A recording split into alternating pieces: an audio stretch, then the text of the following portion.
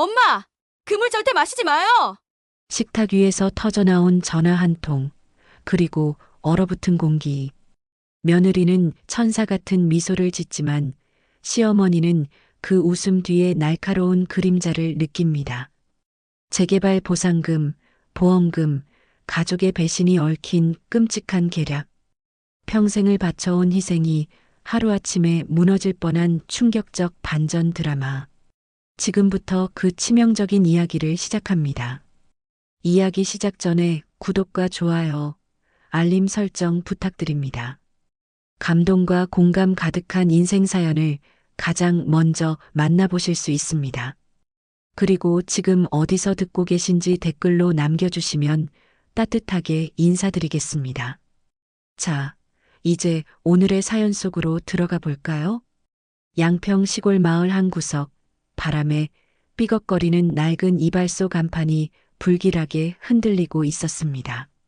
말순이발소라고 적힌 간판의 페인트는 세월의 무게를 견디지 못하고 곳곳이 벗겨져 있었죠. 박말순은 이 작은 이발소를 무려 40년 넘게 지켜온 주인입니다. 하지만 오늘 그녀의 평범했던 일상에 균열이 생기기 시작했습니다. 어서 오세요.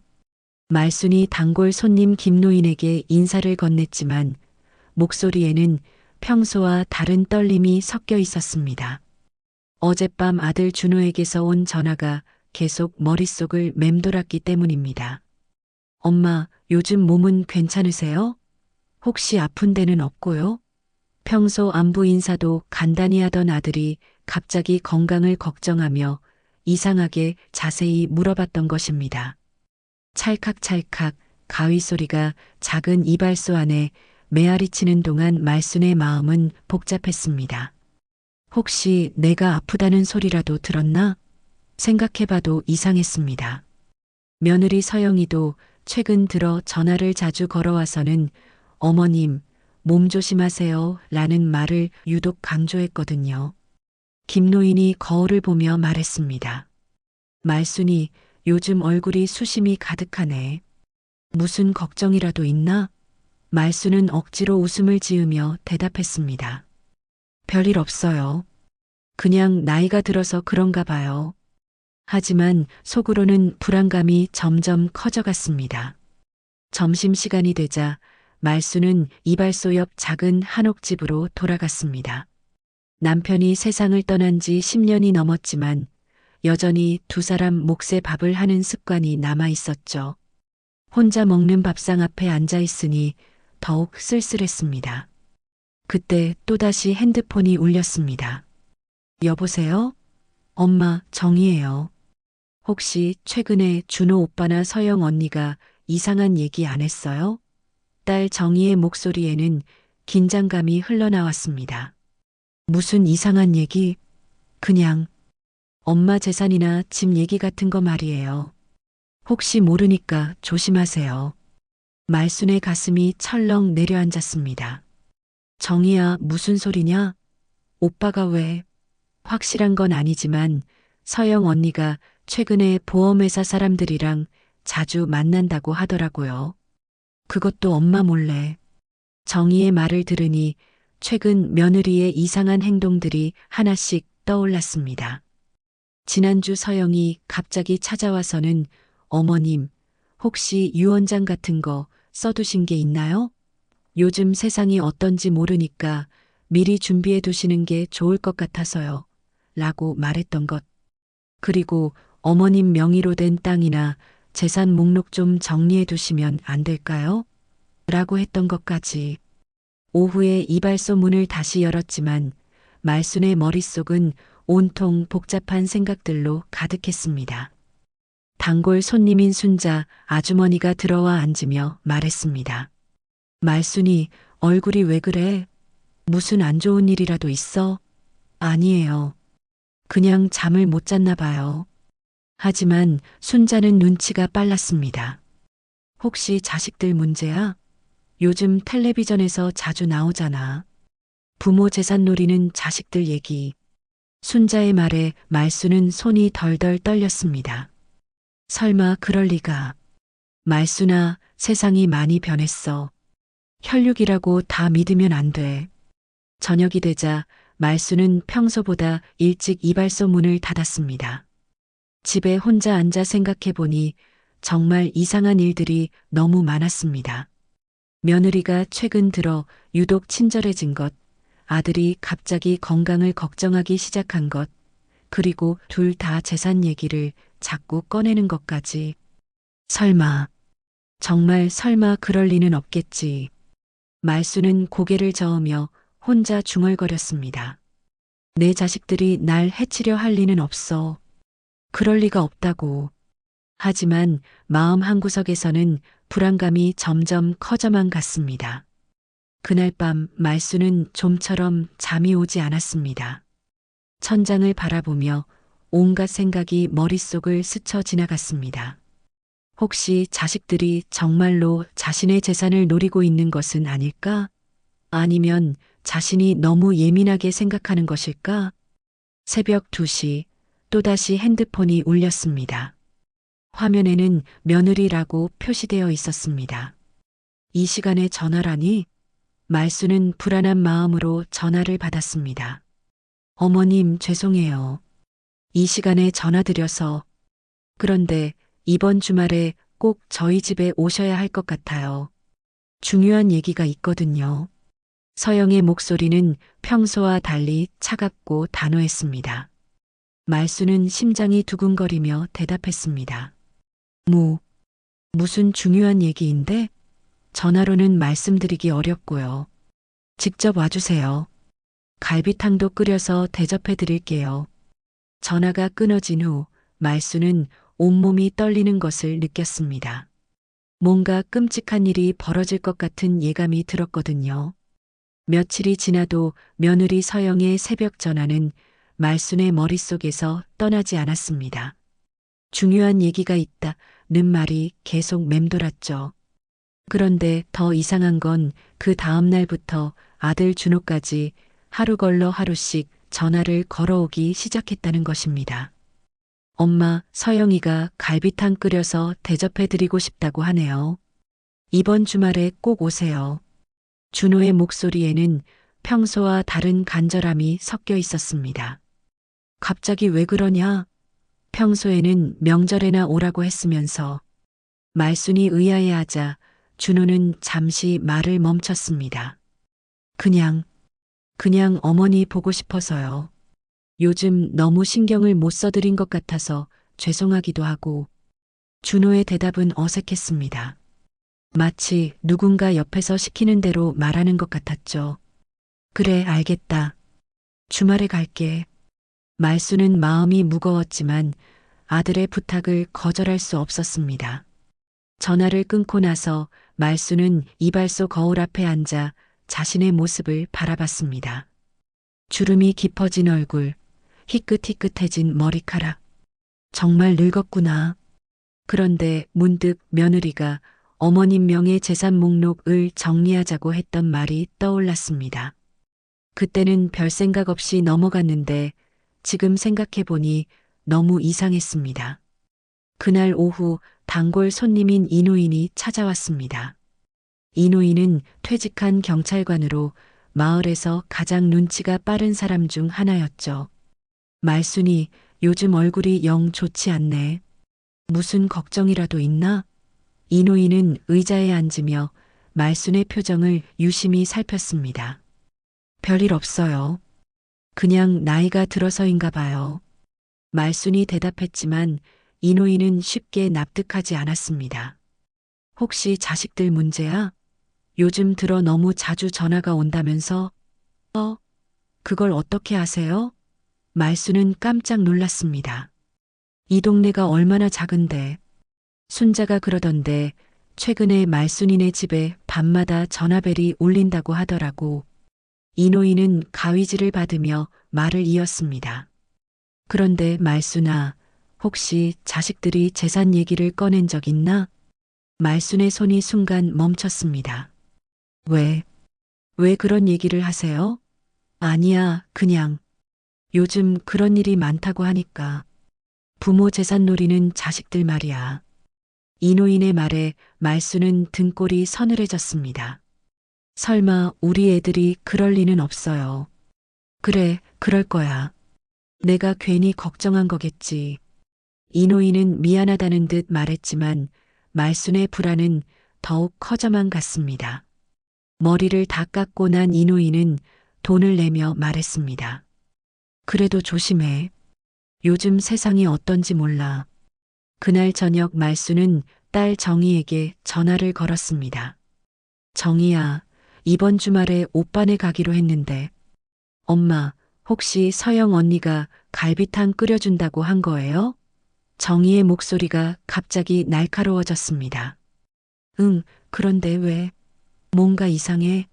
엄마, 제발 그 음식 드시지 마세요. 정희의 말에 말수는 심장이 멎을 것 같았습니다. 무슨 소리냐? 왜 그런 얘기를 해? 엄마, 저 어제 서영 언니 친구한테서 이상한 얘기를 들었어요.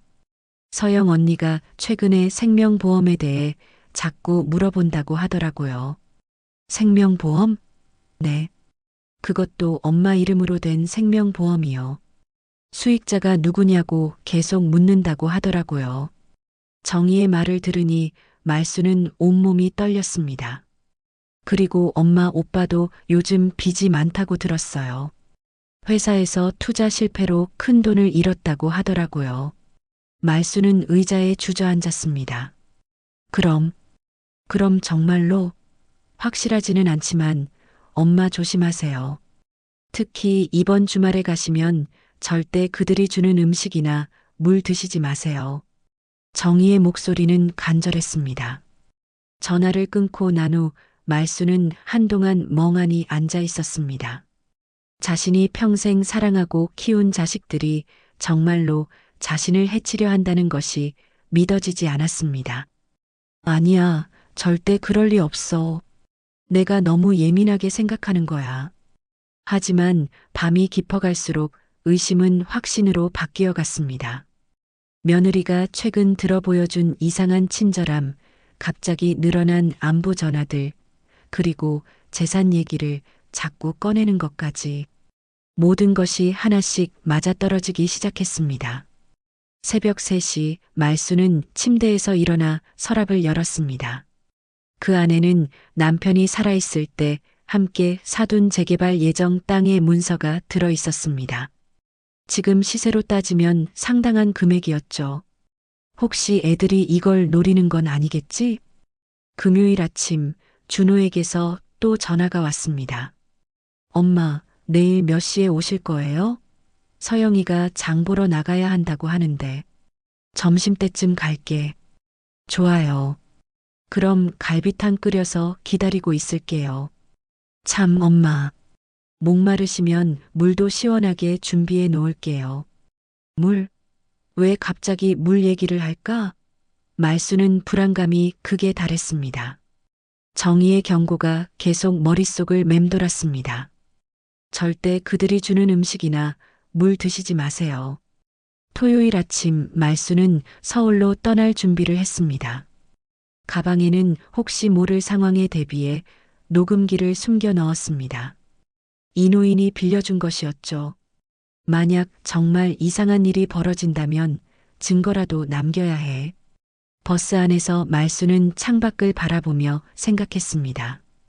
제발 내 추측이 틀렸으면 좋겠다. 제발 애들이 정말로 나를 사랑해서 초대한 거였으면 좋겠어. 하지만 가슴 깊은 곳에서는 이미 답을 알고 있었습니다. 뭔가 끔찍한 일이 벌어질 것이라는 걸. 서울 아파트 단지에 도착한 말수는 가슴이 두근거리는 것을 느꼈습니다. 엘리베이터를 타고 올라가는 동안 온갖 생각이 머릿속을 스쳐 지나갔습니다. 제발 내 걱정이 기우였으면 좋겠다. 하지만 딸 정희의 경고가 계속 귓가에 맴돌았습니다. 어머님, 어서 오세요. 현관문이 열리자 며느리 서영이 환한 미소를 지으며 말순을 맞았습니다. 평소보다 훨씬 밝고 친절한 모습이었죠. 어머님 오시느라 고생하셨어요. 어서 들어오세요. 서영의 목소리는 달콤했지만 말순에게는 소름이 돋았습니다. 거실로 들어서자 상다리가 부러질 정도로 음식이 차려져 있었습니다. 어머님이 좋아하시는 갈비탕 끓였어요. 새벽부터 정성스럽게 우렸거든요. 서영은 자랑스럽게 말하며 말순을 식탁으로 안내했습니다. 하지만 말순은 이상함을 느꼈습니다. 평소 간소하게 차리던 서영이 왜 갑자기 이렇게 성대한 상을 준비했을까? 준호는 어디 있니? 말순이 묻자 서영은 잠깐 당황하는 기색을 보였습니다. 아, 잠깐 급한 일이 생겨서 나갔어요. 곧 올 거예요. 무슨 급한 일인데 토요일에? 회사 일이요.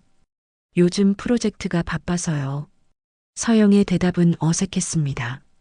어머님, 목마르시죠? 물 시원하게 떠왔어요. 서영은 큰 물컵을 말순 앞에 놓았습니다. 물은 정말 차갑고 맑아 보였습니다. 하지만 말순은 정의의 경고가 떠올라 선뜻 손을 대지 못했습니다. 고마운데 좀 이따가 마실게. 아직 목이 안 마르네. 그래도 드세요. 장거리 여행 오시느라 고생하셨는데.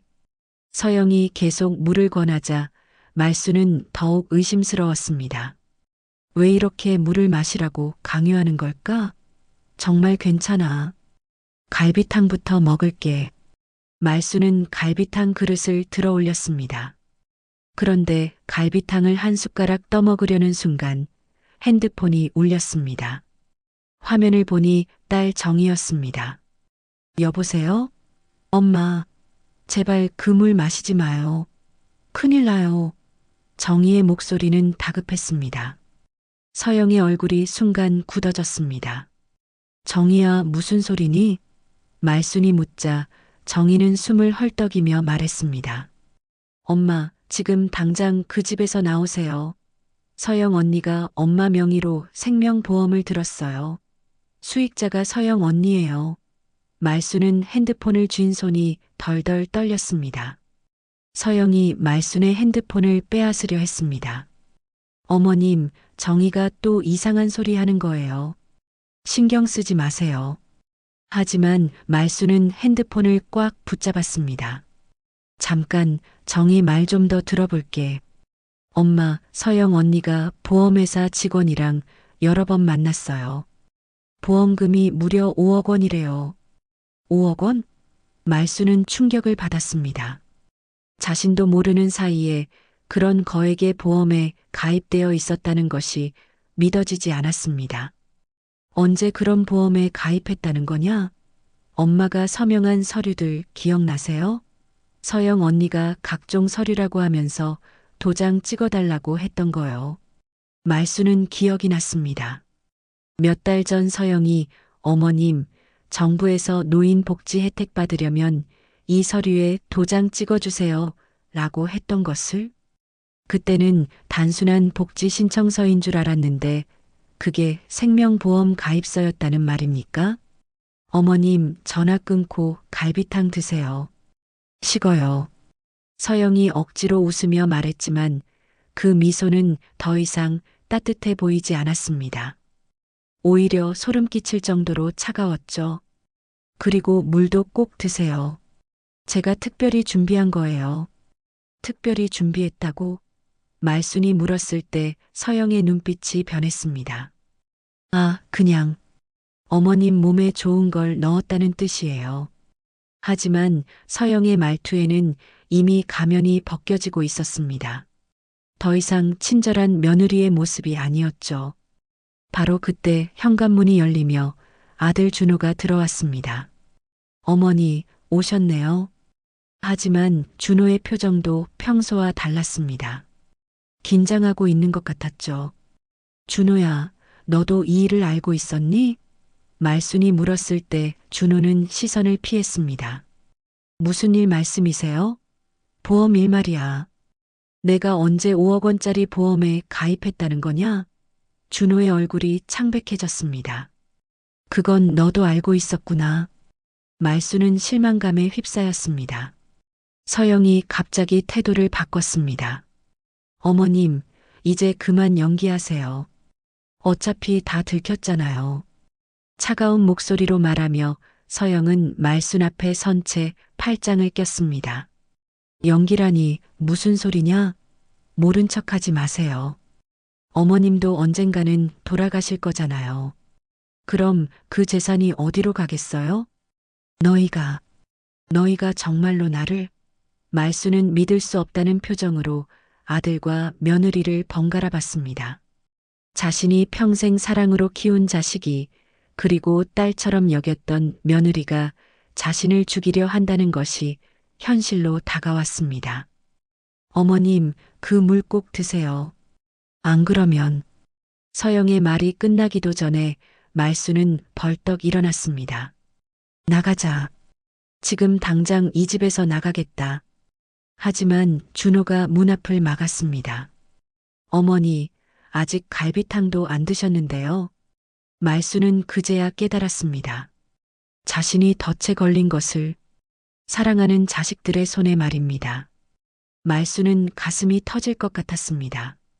자신이 평생 믿고 의지했던 자식들이 자신을 가두고 독이 든 물을 마시라고 강요하고 있는 상황이 악몽 같았습니다. 준호야, 정말 이러는 거니? 말순의 목소리는 떨렸지만 아들은 여전히 문 앞을 막고 서 있었습니다. 어머니, 죄송해요. 하지만 다른 방법이 없어요. 준호의 목소리에는 죄책감이 섞여 있었습니다.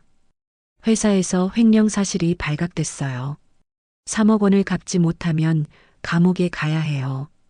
그래서 엄마를 죽이겠다는 거니? 말수는 믿을 수 없다는 표정으로 아들을 바라봤습니다. 서영이 냉소적으로 웃었습니다.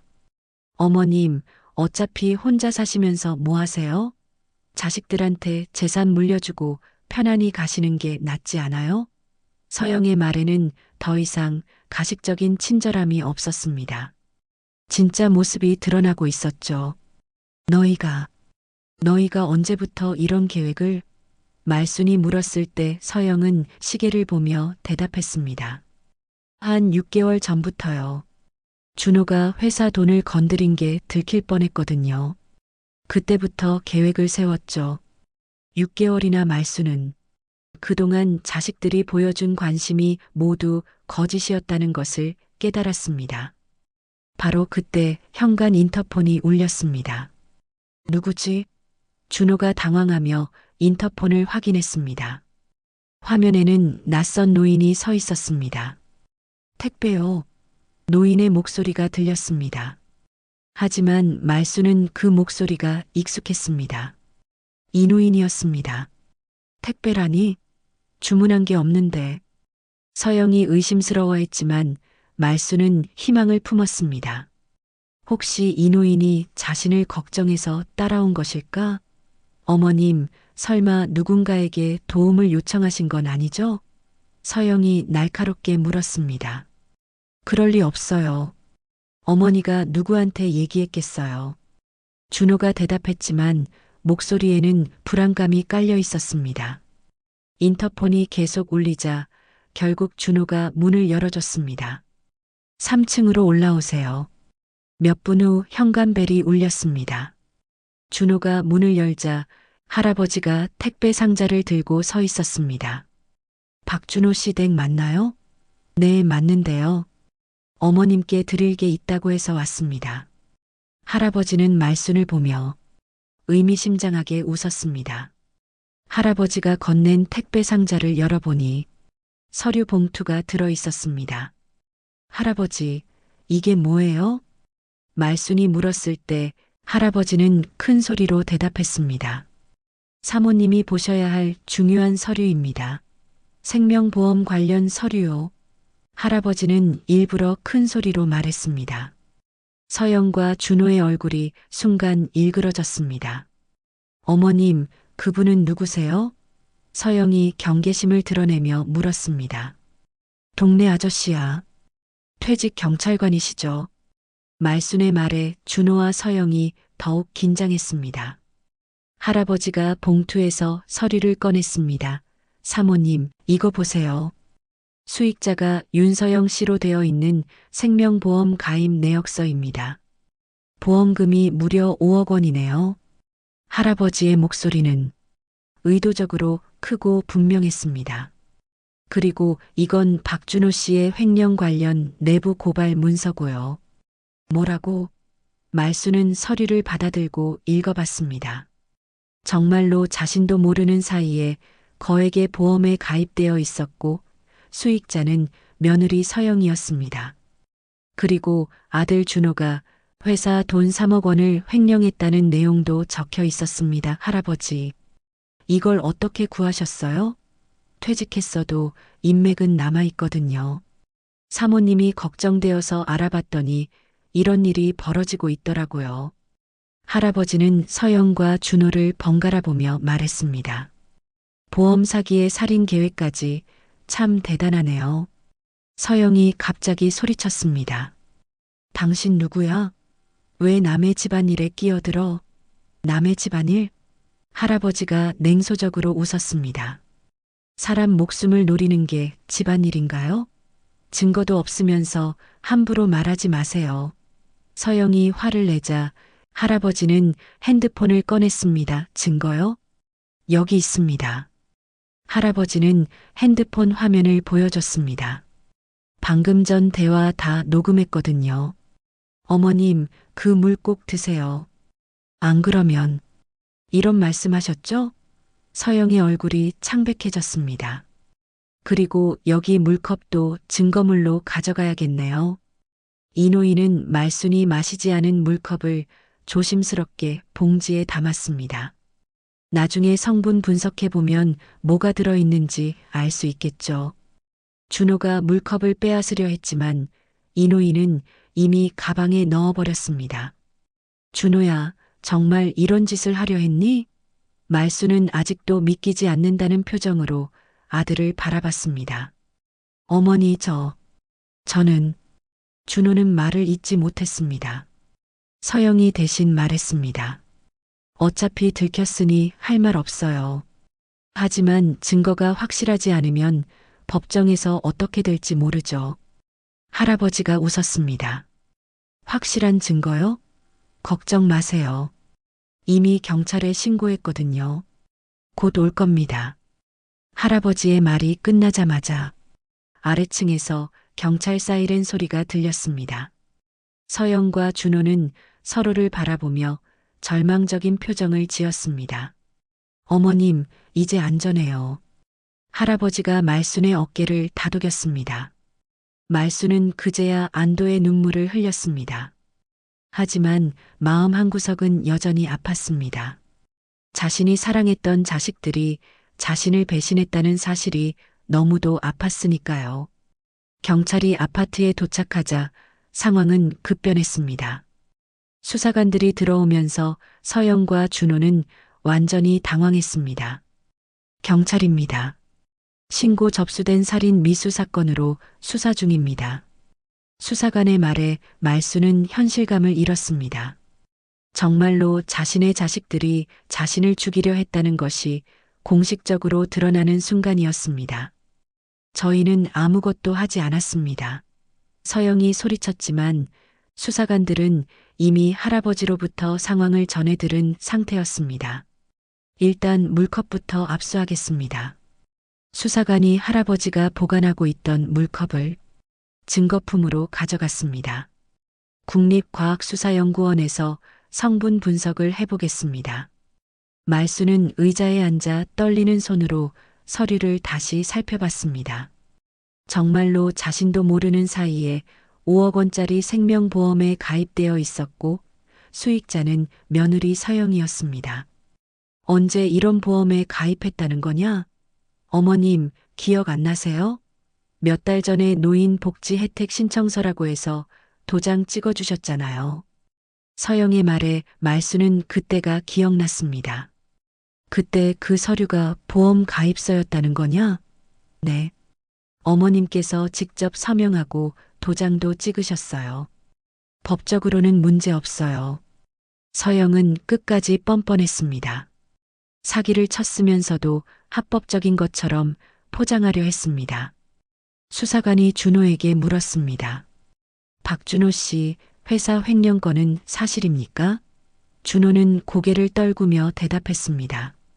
죄송합니다.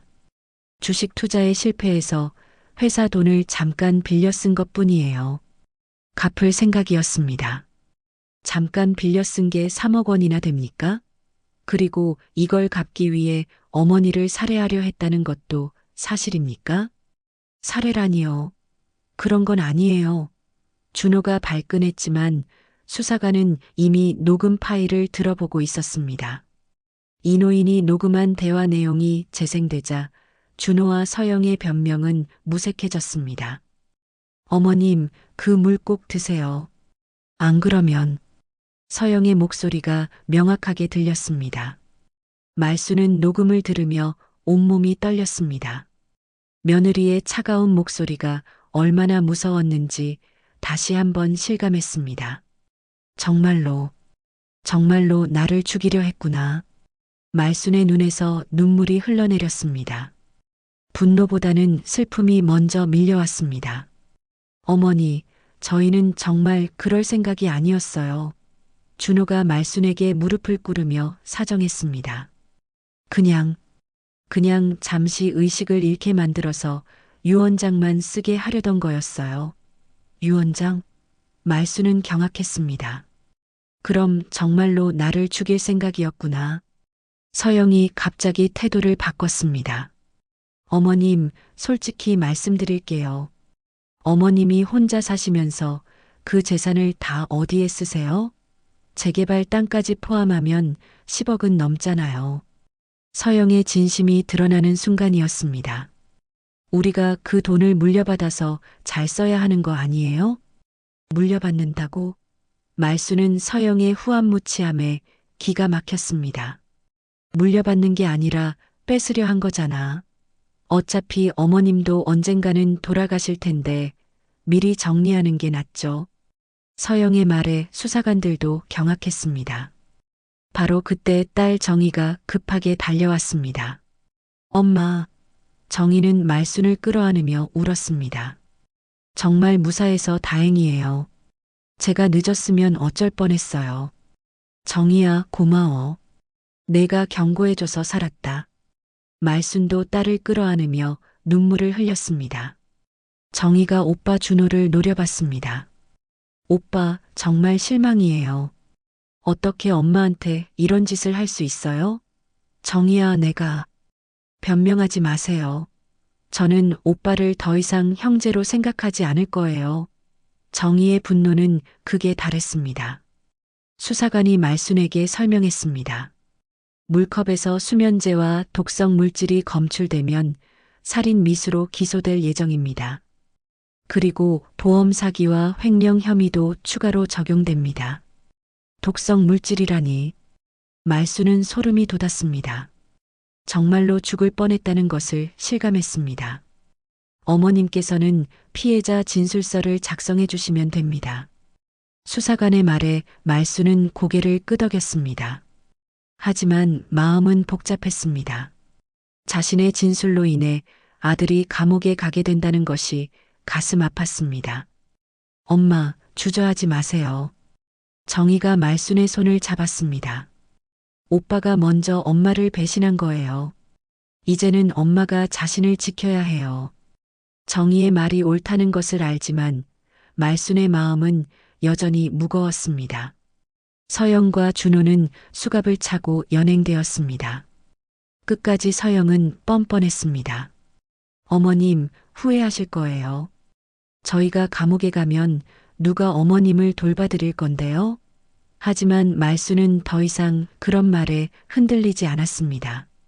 아파트가 조용해지자 말수는 정희와 할아버지와 함께 앉아 있었습니다. 할아버지, 정말 고마워요. 당신이 아니었으면 정말 큰일 날 뻔했어요. 사모님, 이제 시작입니다. 앞으로 더 힘든 일들이 기다리고 있을 거예요. 할아버지의 말에 말수는 불안해했습니다. 더 힘든 일이라니요? 서영 씨 친정에서 가만히 있을 것 같지 않거든요. 보복을 시도할 가능성이 높습니다. 할아버지의 경고에 말수는 또다시 두려움을 느꼈습니다. 이제 겨우 한 고비를 넘겼는데 또 다른 위험이 기다리고 있다는 것이었습니다. 며칠 후 국립과학수사연구원에서 물컵 분석 결과가 나왔습니다. 수사관이 말순에게 전화로 알려준 내용은 충격적이었습니다. 물에서 다량의 수면제와 함께 청산가리 성분이 검출되었습니다. 치사량에 가까운 양이었어요. 말순은 전화를 받으며 온몸이 떨렸습니다. 정말로 한 모금만 마셨어도 죽을 수 있었다는 것이었습니다. 그럼 정말로 나를 죽이려 했다는 거네요. 말순의 목소리는 겨우 나왔습니다. 네. 이제 살인 미수 혐의가 확정됩니다.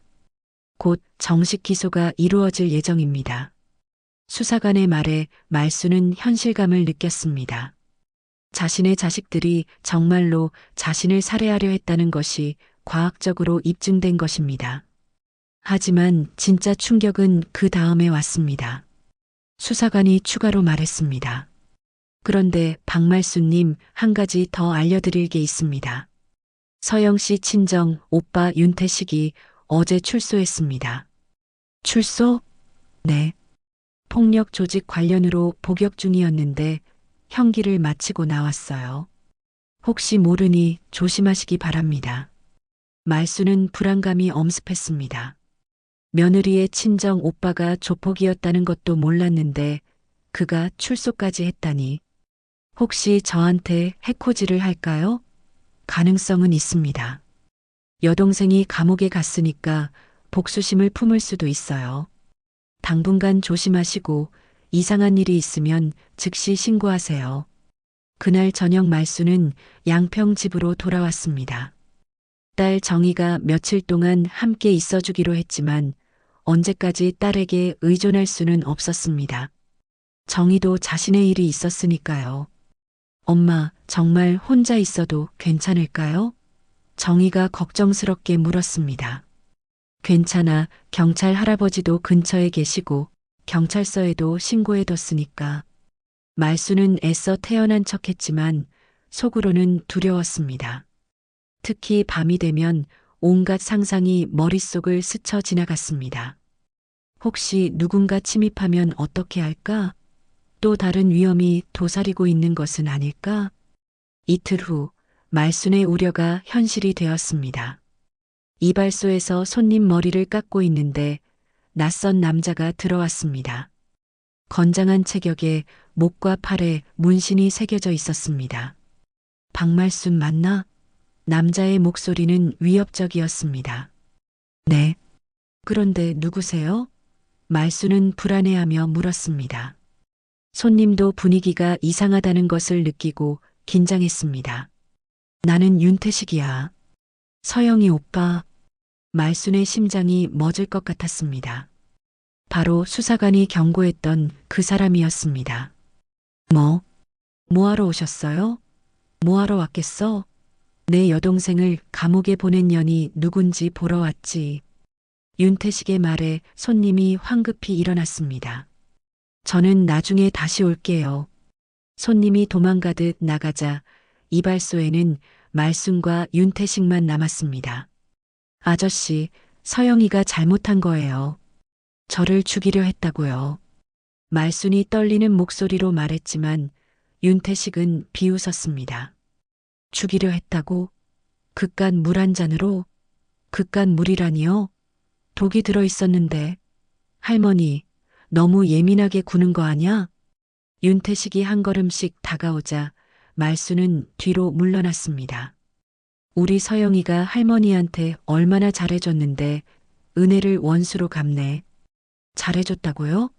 저를 속여서 보험에 가입시키고 독탄물을 먹이려 한 게 잘해준 거예요? 그런 건 오해야. 서영이가 그럴 아이가 아니거든. 말수는 윤태식의 말에 어이가 없었습니다. 과학적 증거까지 나왔는데도 여전히 오해라고 우기는 것이었습니다. 아저씨, 경찰서에 다 신고되어 있어요. 지금 가시는 게 좋을 것 같은데요. 경찰? 웃기네. 나는 이미 죄 다 치르고 나온 몸이야. 윤태식이 이발소 안을 둘러보며 말했습니다. 여기 장사 잘 되나 보네. 40년 동안 했다며? 네. 그런데 왜요? 별거 아니야. 그런데 할머니, 혹시 화재보험은 들어놨어? 윤태식의 말에 말수는 소름이 돋았습니다. 이발소에 불을 지르겠다는 협박인 것 같았습니다.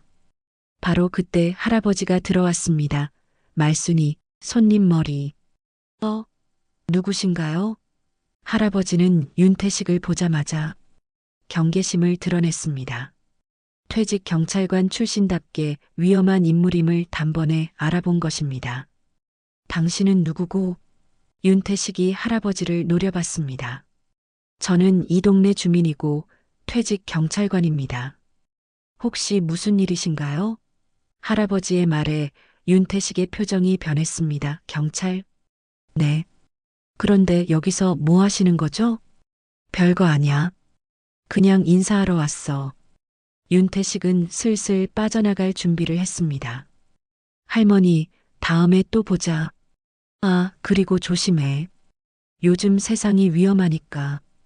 윤태식의 말은 명백한 협박이었습니다. 윤태식이 나간 후 이노인이 말순에게 물었습니다. 말순아, 저 사람이 누구야? 서영이 오빠래요. 조폭 출신이라고 하더라고요. 뭐, 그럼 위험하겠는데? 이노인의 얼굴이 심각해졌습니다. 당장 경찰서에 신고해야겠어. 하지만 말수는 절망적이었습니다. 신고해봤자 소용없을 것 같아요. 직접적으로 해친 건 아니니까. 그래도 협박은 범죄야. 그리고 혼자 있으면 위험해. 당분간 딸 집에 가서 있는 게 어때? 그럴 수도 없고, 이발소도 문 닫을 수 없어요. 그날 밤 말수는 잠을 이룰 수 없었습니다. 윤태식의 위협적인 모습이 계속 떠올랐습니다. 화재보험은 들어놨어? 라는 말이 특히 무서웠습니다. 혹시 정말로 이발소에 불을 지르려는 것일까? 아니면 자신에게 직접 해코지를 하려는 것일까? 새벽 3시쯤 밖에서 이상한 소리가 들렸습니다. 발자국 소리 같기도 하고 뭔가 긁는 소리 같기도 했습니다. 말수는 조심스럽게 창문으로 다가가 밖을 들여다봤습니다. 하지만 어둠 속에서는 아무것도 보이지 않았습니다. 혹시 내가 너무 예민해진 건 아닐까? 말수는 스스로를 의심했지만 불안감은 가시지 않았습니다. 자식들의 배신으로 이미 마음에 깊은 상처를 받은 상태에서 또 다른 위협까지 받게 되니 정신적으로 한계에 다다르고 있었습니다. 법정에 서는 날이 왔습니다. 말수는 검은색 정장을 입고 딸 정희와 함께 법원에 도착했습니다. 가슴이 두근거렸지만 이제는 진실을 밝혀야 할 때라는 것을 알고 있었습니다. 엄마, 괜찮으세요? 정희가 걱정스럽게 물었습니다. 괜찮아. 이제는 끝을 봐야지. 법정 안으로 들어서자 아들 준호와 며느리 서영이 피고석에 앉아 있었습니다. 준호는 고개를 들지 못했지만 서영은 여전히 당당한 표정이었습니다. 방청석에는 동네 사람들과 기자들이 앉아 있었습니다. 이 사건이 언론의 주목을 받으면서 며느리의 시어머니 살해 시도 사건으로 불리고 있었습니다. 재판장이 입장하자 모든 사람들이 일어났습니다. 피고인 윤서영, 박준호의 살인미수 및 보험사기 사건을 개정합니다. 재판장의 선언과 함께 본격적인 재판이 시작되었습니다. 검사가 먼저 기소 내용을 낭독했습니다. 피고인 윤서영은 시어머니 박말순을 살해하여 보험금 5억 원을 취득하려 했으며 피고인 박준호는 이에 공모했습니다. 또한 피고인 박준호는 회사 자금 3억 원을 횡령한 사실도 확인되었습니다. 검사의 말에 방청석에서 웅성거림이 일었습니다. 서영의 변호사가 일어났습니다. 재판장님, 피고인은 시어머니를 해칠 의도가 전혀 없었습니다. 단순히 건강에 좋은 약초를 우린 물을 드리려 했을 뿐입니다. 하지만 검사가 즉시 반박했습니다. 국과수 분석 결과 치사량에 가까운 청산가리가 검출되었습니다. 약초라고 할 수 없죠. 이어서 증인 신문이 시작되었습니다. 첫 번째 증인은 할아버지였습니다. 저는 현장에서 피고인들의 대화를 직접 들었습니다. 그 물 꼭 드세요. 안 그러면 이라는 협박성 발언도 녹음되어 있습니다. 이노인의 증언은 명확하고 구체적이었습니다. 두 번째 증인으로 정의가 나왔습니다. 서영 언니가 엄마 몰래 생명보험에 가입시켰고 수익자를 자신으로 해놨어요. 그리고 오빠는 회사 돈을 횡령해서 빚에 쪼들리고 있었습니다. 정의의 증언에 준호는 고개를 더욱 숙였습니다. 드디어 말순이 증인석에 올랐습니다. 법정안이 조용해졌습니다. 증인은 피해자 박말순입니다. 선서하시기 바랍니다. 말순은 떨리는 손으로 선서문을 읽었습니다. 양심에 따라 숨김없이 말하고 만일 거짓이 있으면 위증의 벌을 받기로 맹세합니다. 검사가 질문했습니다. 피고인들이 어떤 방식으로 피해자를 속였는지 말씀해 주세요. 말순은 깊게 숨을 들이쉬고 대답했습니다. 며느리가 노인 복지 혜택 신청서라고 속여서 보험 가입서에 도장을 찍게 했습니다. 그리고 그날 갈비탕을 끓여준다고 해서 갔는데 독이 든 물을 마시라고 강요했습니다. 서영이 갑자기 일어나 소리쳤습니다. 거짓말이에요. 어머님이 저를 미워해서 꾸며낸 얘기예요.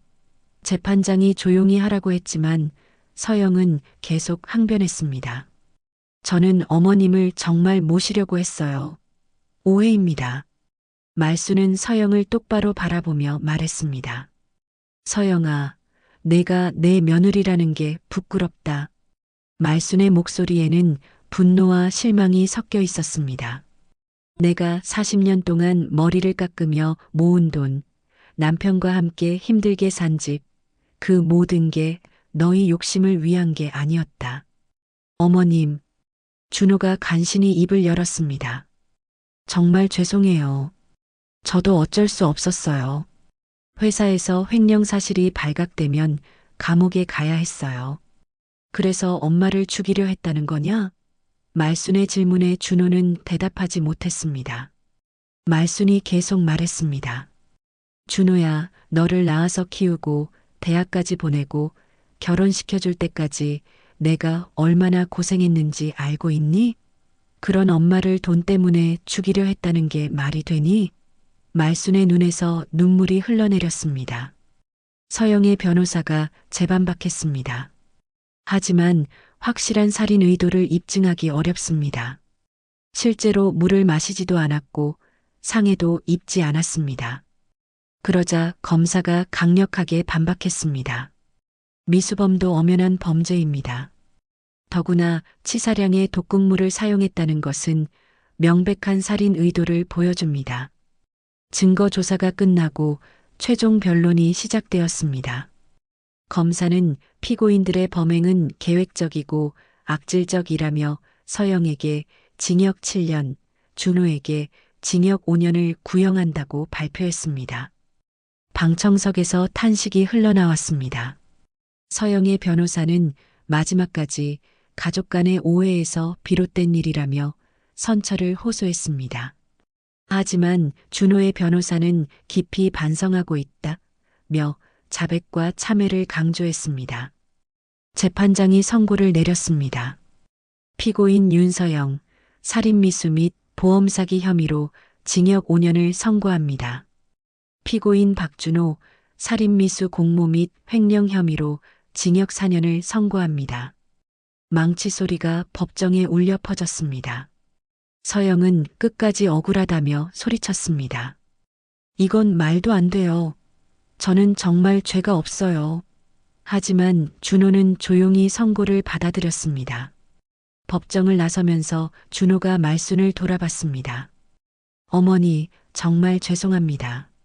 말순은 준호를 바라보며 복잡한 감정을 느꼈습니다. 분노도 있었지만 여전히 자식에 대한 안타까움도 있었습니다. 하지만 이제는 자신을 지켜야 한다는 것을 분명히 알고 있었습니다. 법정을 나오는데 갑자기 한 남자가 말순 앞을 막아섰습니다. 바로 윤태식이었습니다. 할머니, 우리 서영이 5년이나 받았네? 윤태식의 눈빛은 위험했습니다. 이제부터 진짜 시작이지, 늙은이. 윤태식의 협박에 말순은 다시 한번 두려움을 느꼈습니다. 법정에서 나온 후 며칠 동안 말순은 불안한 나날을 보냈습니다. 윤태식의 협박이 현실이 될까봐 두려웠거든요. 그런데 정말로 일주일 후 윤태식과 그의 일당들이 본격적인 보복에 나섰습니다. 먼저 이발소 앞에 쓰레기를 버리기 시작했고 밤마다 돌을 던져 유리창을 깨뜨렸습니다. 말순이 이래서는 안 되겠어. 경찰에 신고해야 해. 이노인이 걱정스럽게 말했지만 말순은 체념한 상태였습니다. 신고해봤자 소용없어요. 증거도 없고 저들은 워낙 교활하니까. 하지만 할아버지는 포기하지 않았습니다. 그럼 우리끼리라도 뭔가 대책을 세워야 해. 바로 그때 더 큰 위기가 찾아왔습니다. 윤태식이 동네 깡패들을 데리고 와서 이발소 앞에서 행패를 부리기 시작한 것입니다. 할머니, 나와. 우리 서영이한테 한 직 그대로 갚아줄게. 윤태식의 목소리는 술에 취해 더욱 거칠었습니다. 말수는 이발소 안에서 떨고 있었습니다. 손님들도 모두 도망갔고 혼자 남은 상황이었습니다. 문 열어. 안 열면 부숴버린다. 윤태식이 소리치며 문을 발로 차기 시작했습니다. 유리창이 박살나는 소리와 함께 파편들이 사방으로 튀었습니다. 바로 그때 예상치 못한 일이 벌어졌습니다. 동네 노인들이 하나둘씩 모여들기 시작한 것입니다. 할아버지가 미리 연락을 했던 것이었습니다. 윤태식, 여기서 뭐 하는 거야? 할아버지를 선두로 동네 어르신들이 삼삼오오 모여들었습니다. 당신들이 뭔데 끼어들어? 윤태식이 어르신들을 위협했지만 할아버지는 당당했습니다. 우리는 이 동네 사람들이야. 말순이를 괴롭히는 걸 가만 볼 수 없어. 늙은이들이 까불지 마. 다칠 수도 있어. 윤태식의 협박에도 어르신들은 물러서지 않았습니다. 그런데 더욱 놀라운 일이 벌어졌습니다. 딸 정희가 경찰들과 함께 나타난 것입니다. 윤태식 씨 체포영장이 나왔습니다. 협박 및 기물 파손 혐의로 긴급 체포합니다. 경찰들이 윤태식을 에워쌌습니다. 뭐, 영장이 어떻게? 윤태식은 당황했습니다. 정희가 설명했습니다. 이노인 할아버지가 며칠 전부터 몰래 증거를 수집하셨어요. 협박하는 모습을 촬영하고 기물 파손하는 것도 다 녹화됐어요. 이노인이 핸드폰을 들어 보였습니다. 요즘은 기술이 좋아서 이런 것도 다 증거가 되거든. 윤태식과 일당들이 체포되자 동네 분위기가 확 바뀌었습니다. 어르신들이 박수를 치며 환호했습니다. 말순이 이제 안전해졌어. 정말 고생 많았어. 평소 조용했던 동네 어르신들이 이렇게 단합하는 모습을 보며 말순은 눈물이 났습니다. 여러분, 정말 고마워요. 말순이 고개를 숙여 인사하자 할아버지가 말했습니다. 말순아, 우리가 가족이지. 어려울 때 서로 도와야 하는 거 아니야? 맞아. 혈연이 전부가 아니야. 진짜 가족은 따로 있어. 순자 아주머니의 말에 모든 사람들이 고개를 끄덕였습니다. 며칠 후 말순은 중요한 결정을 내렸습니다. 변호사를 찾아가서 유언장을 새로 작성한 것입니다. 제 재산의 절반은 딸 정희에게, 나머지 절반은 이 마을 복지회관 건립 기금으로 기부하겠습니다. 변호사가 확인했습니다. 정말 그렇게 하시겠습니까? 네. 내가 남길 건 돈이 아니라 정의예요. 말순의 목소리는 확고했습니다. 그동안 나를 진심으로 걱정해준 사람들을 위해 뭔가 의미 있는 일을 하고 싶어요. 유언장에 서명을 마친 말순은 홀가분한 기분이었습니다. 재개발 예정 땅 문서도 정리했습니다. 시세로 계산하면 10억 원이 넘는 가치였지만 말수는 이것도 절반을 마을에 기부하기로 했습니다. 복지회관뿐만 아니라 노인들을 위한 공원도 만들 수 있을 거예요. 정희가 엄마의 결정을 지지했습니다. 한 달 후 말수는 다시 이발소 문을 열었습니다. 깨진 유리는 새 것으로 교체했고 간판도 새로 달았습니다. 첫 손님은 이노인이었습니다. 말순이 오늘부터 다시 장사 시작이네. 네. 이제는 정말 마음 편하게 할 수 있을 것 같아요. 이발소에는 예전보다 더 많은 사람들이 찾아왔습니다. 머리를 깎으러 오는 것뿐만 아니라 안부를 묻고 이야기를 나누러 오는 사람들이 많았습니다. 말순이 언니 정말 대단해요. 그런 일을 겪고도 이렇게 씩씩하다니. 고마워요. 여러분이 있어서 힘이 나는 것 같아요. 어느 날 오후 단골 손님 김노인이 농담을 했습니다. 사모님, 이제 우리 머리값 올리는 건 아니죠? 유명 인사가 되셨으니까. 말순이 웃으며 대답했습니다. 돈은 올려도 사람 목숨값은 못 올리지. 이발소 안에 웃음소리가 가득했습니다. 저녁이 되어 이발소 문을 닫고 집으로 돌아가는 말순의 표정은 평온했습니다. 더 이상 자식들 때문에 걱정할 필요도 재산을 노리는 사람들을 경계할 필요도 없었습니다. 진짜 가족은 혈연이 아니라 마음으로 연결된 사람들이라는 것을 깨달았으니까요. 정희가 주말마다 찾아와 엄마와 시간을 보냈습니다. 엄마, 오빠 소식 들으셨어요? 아니야. 궁금하지도 않아. 말순의 대답은 담담했습니다. 그 사람들은 이제 내 인생에서 정리됐어. 너만 있으면 충분해. 복지회관 기공식 날, 말순은 마을 사람들과 함께 삽을 들었습니다. 이 복지회관이 완성되면 우리 동네 어르신들이 더 행복하게 지낼 수 있을 거예요. 말순의 말에 모든 사람들이 박수를 쳤습니다. 말순이 덕분이야. 정말 고마워. 그날 밤 말순은 일기를 썼습니다. 오늘 정말 행복했다. 돈 때문에 자식들을 잃었지만 진짜 가족들을 얻었다. 내 인생이 무너진 게 아니라 더 단단해진 것 같다. 앞으로 남은 시간들을 이 사람들과 의미 있게 보내고 싶다. 이발소 간판 아래로 따스한 햇살이 비쳤습니다. 말순의 새로운 시작이었습니다. 배신과 상처를 딛고 일어선 그녀의 삶은 이제 진정한 행복으로 가득했습니다. 사랑하는 사람들에게 둘러싸여 남은 인생을 당당하게 살아갈 준비가 되어 있었습니다. 마음속 사연방 은 감동 오디오북으로 시니어 드라마 인생 사연과 공감 이야기를 전해드립니다. 구독과 좋아요를 눌러주시면 더 많은 노후 사연과 감동 오디오북을 누구보다 먼저 만나보실 수 있습니다. 지금 듣고 계신 지역이나 장소를 댓글로 남겨주시면 제가 따뜻하게 인사드리겠습니다.